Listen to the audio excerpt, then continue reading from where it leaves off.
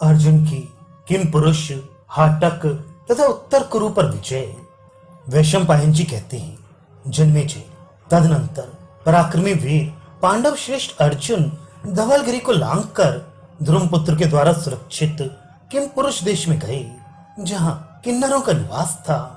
वहां क्षत्रियों का विनाश करने वाले भारी संग्राम के द्वारा उन्होंने उस देश को जीत लिया और कर देते रहने की शर्त पर उस राजा को पुनः उसी राज्य पर प्रतिष्ठित कर दिया। किन्नर देश को जीतकर शांतचित्त इंद्र कुमार ने सेना के साथ गुहकों द्वारा सुरक्षित हाटक देश पर हमला किया और उन गुहकों को सामनीत से समझा बुझाकर ही वश में कर लेने के पश्चात वे परम उत्तम मानसरोवर पर गए। वहां कुरुनंदन अर्जुन ने समस्त ऋषि कुल्याओं, ऋषियों के नाम से प्रसिद्ध जल स्रोतों का दर्शन किया। मानसरोवर पर पहुंचकर शक्तिशाली पांडु कुमार ने हाटक देश के निकटवर्ती गंधर्वों द्वारा सुरक्षित प्रदेश पर भी अधिकार प्राप्त कर लिया। वहां गंधर्व नगर से उन्होंने उस समय कर के रूप में तितरी, कलमाश और मंडूक नाम वाले बहुत से उत्तम घोड़े प्राप्त किए। तत्पश्चात अर्जुन ने हेमकूट पर्वत पर जाकर पड़ाव डाला। राजेंद्र फिर हेमकूट को भी लांघकर वे पांडु नंदन पार्थ अपनी विशाल सेना के साथ हर वर्ष में जा पहुंचे। वहां उन्होंने बहुत से मनोरम नगर, सुंदर वन तथा निर्मल जल से भरी हुई नदियां देखी। वहां के पुरुष देवताओं के समान तेजस्वी थे, स्त्रियां भी परम सुंदरी थीं। उन सबका अवलोकन करके अर्जुन को वहां बड़ी प्रसन्नता हुई। उन्होंने हर वर्ष को अपने अधीन कर लिया और वहां से बहुतेरे रत्न प्राप्त किए। इसके बाद निषद पर्वत पर जाकर शक्तिशाली अर्जुन ने वहां के निवासियों को पराजित किया।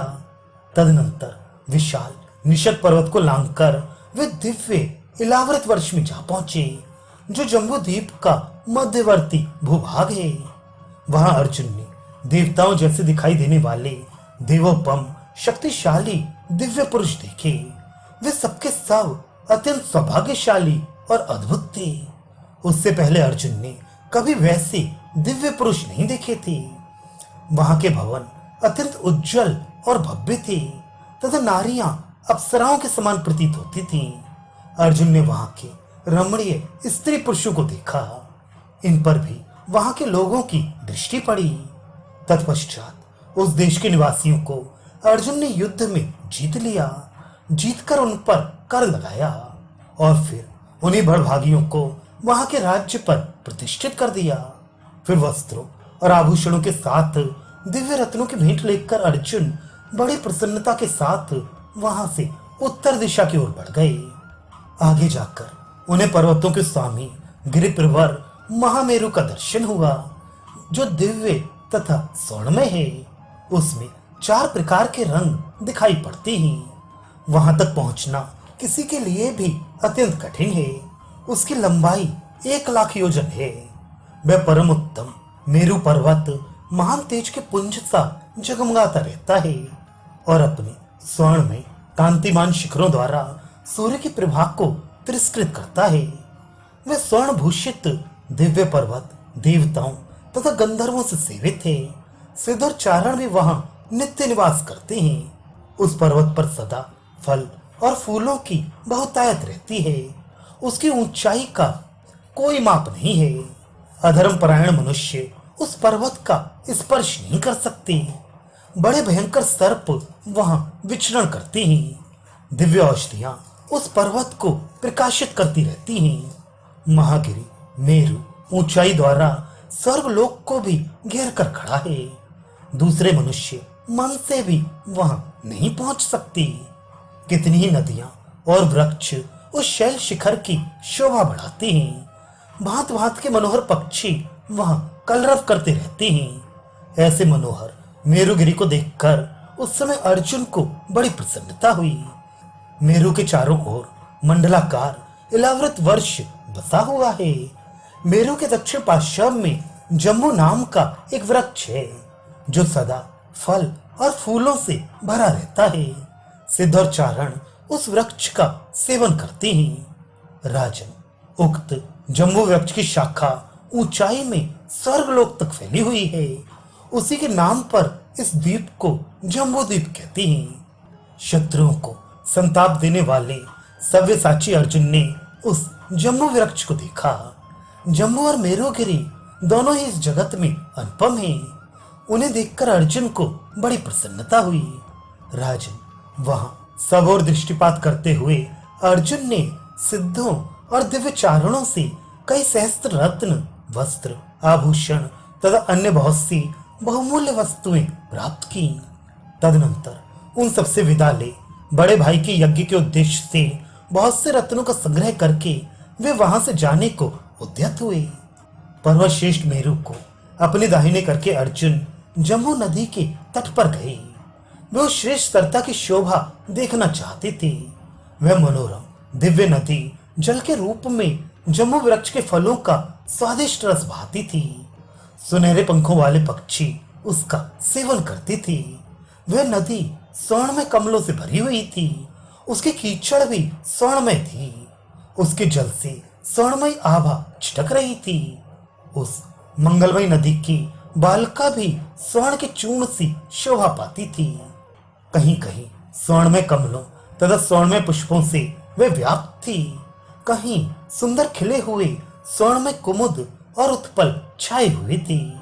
कहीं उस नदी के तट पर सुंदर फूलों से भरे हुए स्वर्णमय वृक्ष सब ओर फैले हुए थे। उस सुंदर सरता के घाटों पर सब ओर सोने की सीढ़ियां बनी हुई थी। निर्मल मणियों के समूह उसकी शोभा बढ़ाते थे। नृत्य और गीत के मधुर शब्द उस प्रदेश को मुखरित कर रहे थे। उसके दोनों तटों पर सुनहले और चमकीले चंदोवे तने थे, जिसके कारण जम्बू नदी की बड़ी शोभा हो रही थी। राजेंद्र, ऐसी अदृश्य पूर्व नदी का दर्शन करके अर्जुन ने उसकी भोर भोरी प्रशंसा की और वे मन ही मन बड़े प्रसन्न हुए। उस नदी के तट पर बहुत से दिव्योपम पुरुष अपनी स्त्रियों के साथ विचर रहे थे। उनका सौंदर्य देखने ही योग्य था। वे सबके मन को मोह लेते थे। जम्बू नदी का जल ही उनका आहार था। वे सदा सुख और आनंद में निमग्न रहने वाले तथा सब प्रकार के आभूषणों से विभूषित थे। उस समय अर्जुन ने उनसे भी नाना प्रकार के रत्न प्राप्त किए। दिव्य जामुनद नामक स्वर्ण और भांति भांति के आभूषण आदि दुर्लभ वस्तुएं पाकर अर्जुन वहां से पश्चिम दिशा की ओर चल दिए। उधर जाकर अर्जुन ने नागों द्वारा सुरक्षित प्रदेश पर विजय पाई। महाराज, वहां से और पश्चिम जाकर शक्तिशाली अर्जुन गंधमादन पर्वत पर पहुंच गए और वहां के रहने वालों को जीतकर अपने अधीन बना लिया। राजन, इस प्रकार गंधमादन पर्वत को लादकर अर्जुन रत्नों से संपन्न केतुमाल वर्ष में गए, जो देवोपम पुरुषों और सुंदरी स्त्रियों की निवास भूमि है।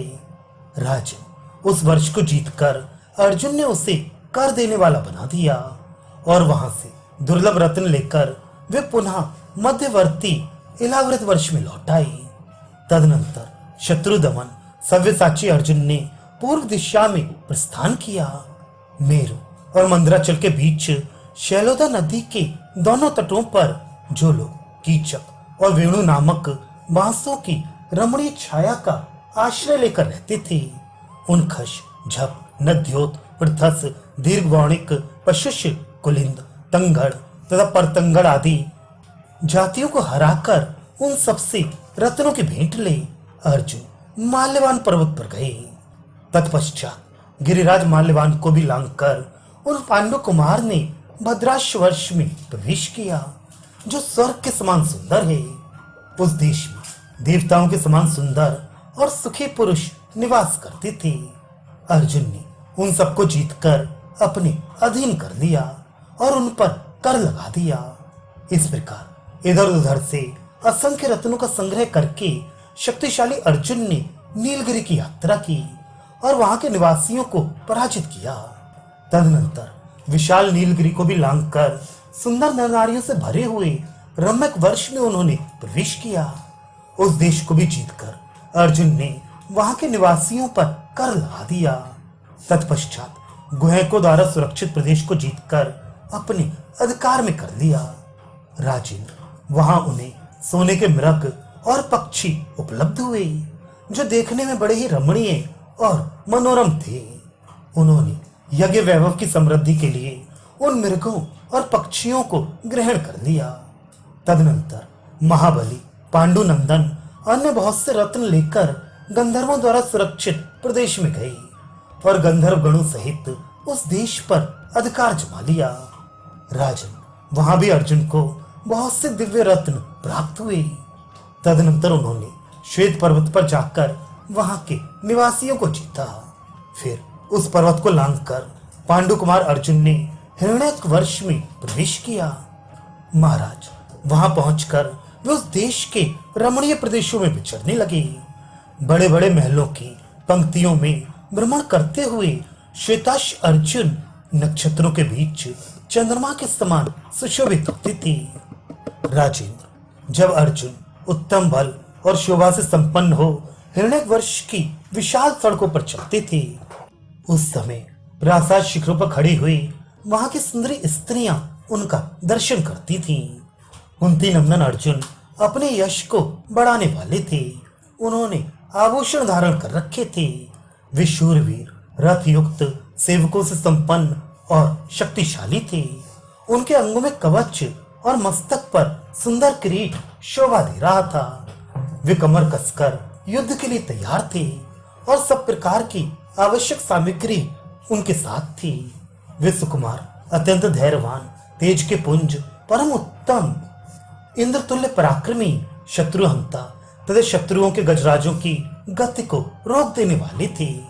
उन्हें देखकर वहां की स्त्रियों ने यही अनुमान लगाया कि इस वीर पुरुष के रूप में साक्षात शक्तिधारी कार्तिकेय यहाँ पधारे हैं।